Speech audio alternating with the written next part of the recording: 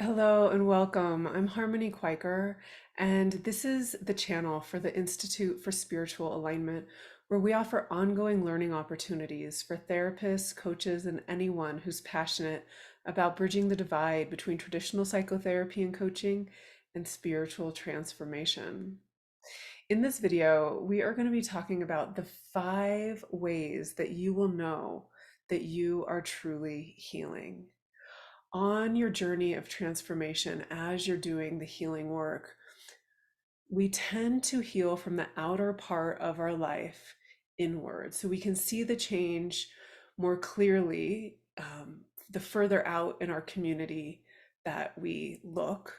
So when we engage with people at the grocery store or other drivers, we tend to soften there and have more compassion and understanding in that space first. And then slowly over time, as we continue to heal, our healing really transforms closer to home. So, our family of origin, our relationship with our children, and then lastly, our intimate partnerships. This is the sort of final frontier, if you will, of where we really, really deepen into and embody and anchor our alignment in the context of intimate relationship.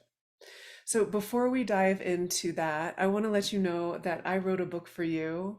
Align Living and Loving from the True Self is a comprehensive map of how to come back home to the truth of who you are and how to honor this deeply sacred place within yourself as you relate to the people in your life. I also created these self-guided alignment cards. There's 48 cards in a deck, and each card has a wisdom teaching and a sentence stem to support you in living and loving from your true self. These are only available on my website. So, as we heal, we can really see the effort that we've put in our deepest relationships. So, how we relate to the world around us, how we perceive those that we're interacting with, how we feel in our being as we engage with the world. This experience of ourselves begins to transform. And oftentimes, as we are doing this work, we think we take some steps back when we engage in old patterns again. When we fall asleep to the true self, we start enacting conditioned patterns. We start identifying with the ordinary mind, believing that reality exists in our mind, following those familiar patterns and impulses. And really, truly, every moment of our healing journey is part of our healing. So it isn't possible to take a step back as we're healing. We are either meeting the world from our most awake resource self, or we are asleep to our most awake resource self. And so learning how to be with ourselves as we're on this journey and being really compassionate and loving and patient with ourselves can really, really create more space to expand into the truth of who we are with more regularity, with more consistency, so that we move from a state of consciousness, a state of conscious awareness, to an embodied stage of being awake and aware. When I first met my current husband, I had done so much work on myself. I had already written my first book, Reveal, Embody the True Self Beyond Trauma and Conditioning. And I was really well practiced in doing the different, truer thing. I had been healing my attachment wounds. I was saying no to codependent patterns that I had previously engaged in. I was saying no to other people's criticism or control or gaslighting. And I was really loving myself through life. And my whole world had changed from the work that I had done. And so when I met my current husband, I was really embodying my wholeness, and he is truly a reflection of my wholeness.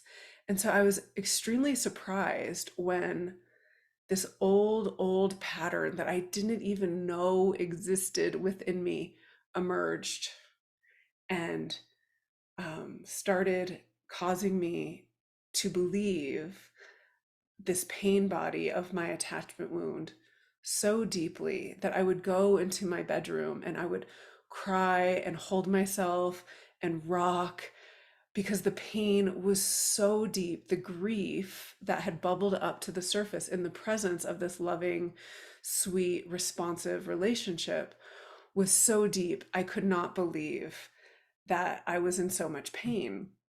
So what had happened was when I was 5 months old, I had a traumatic brain injury. My father had put me on the top bunk of a bed and to sleep, and he went to do other things at a party. We were at somebody else's house, and there was a gathering, and I woke up and I fell and I hit my head right here. You could see the scar.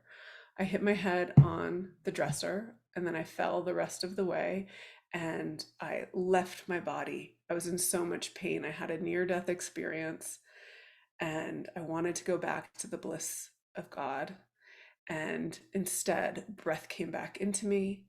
And in that experience, I came back into my body and I developed a pre verbal attachment wound in relationship to my dad that was so deeply ingrained, really truly, in my nervous system that when a similar movement that my husband has matched the movement of my dad, this attachment wound that I had never had space to really heal bubbled up to the surface. And I felt so much grief, so much pain, so alone, so lost, no words to put to this experience. And the movement that's similar between my dad and my husband is one that isn't unkind. It's simply they stay really busy. And so the young one in me that wants attention, that wants to know that they see me, that I'm important to them, that part of me came up with my husband because my husband is very busy.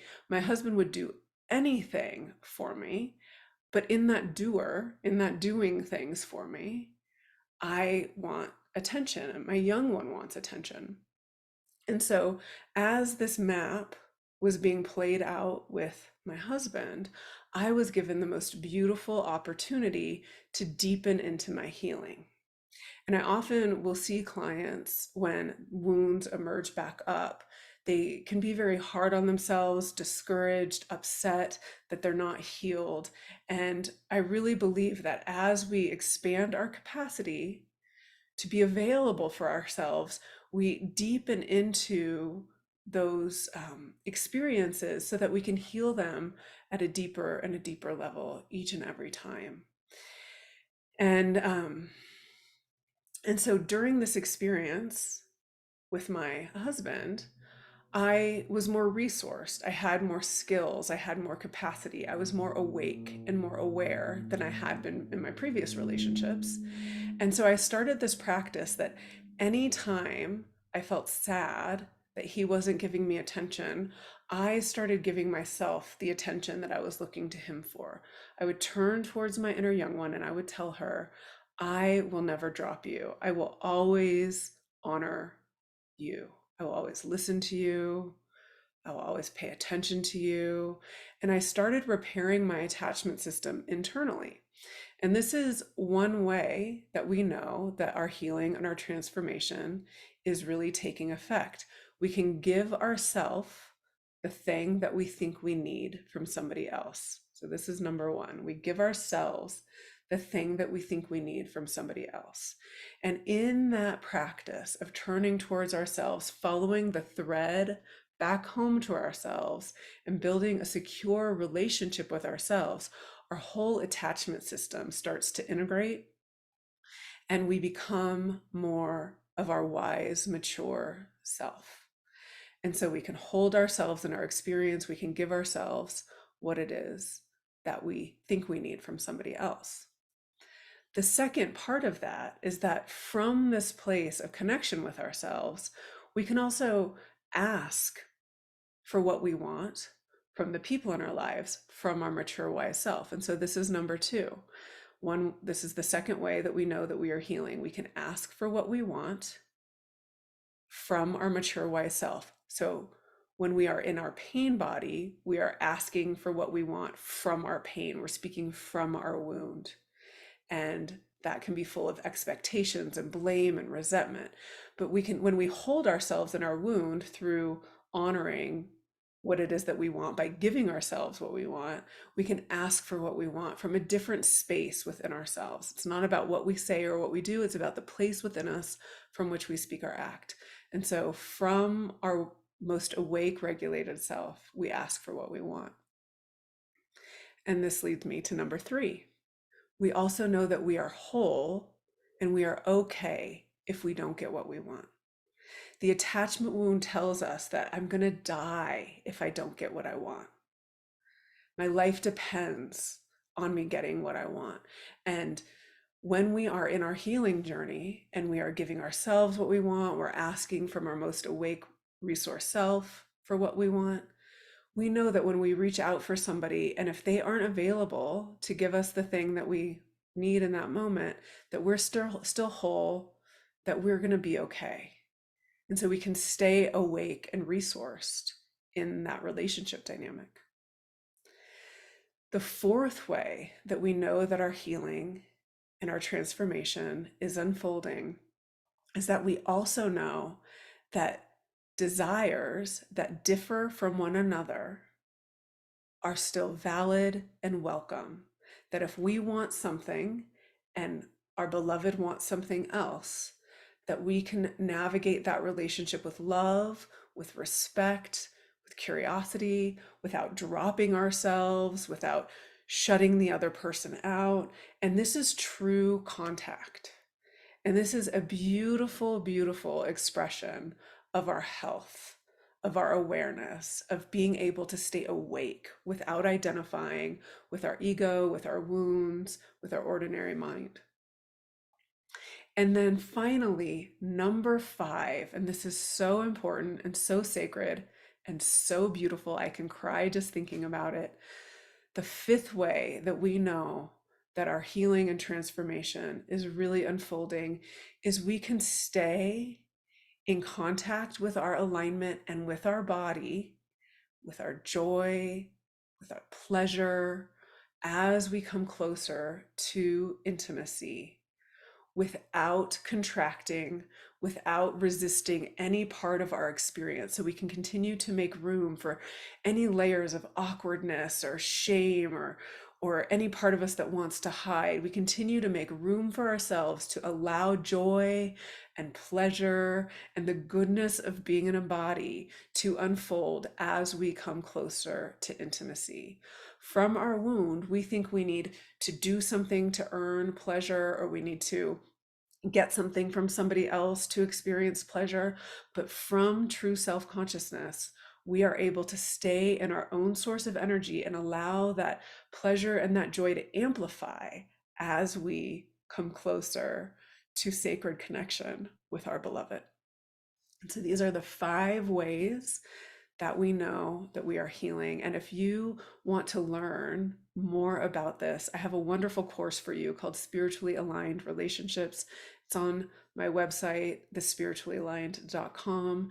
And this course is really good for anybody. So if you're single and you are longing for a beloved, if you're in a relationship and you want to take it with your beloved, or your beloved doesn't want to take it, or you're polyamorous, or any other configuration of relationship, this course can really support you in healing and cultivating a secure connection with yourself as you navigate all of the relationships in your life.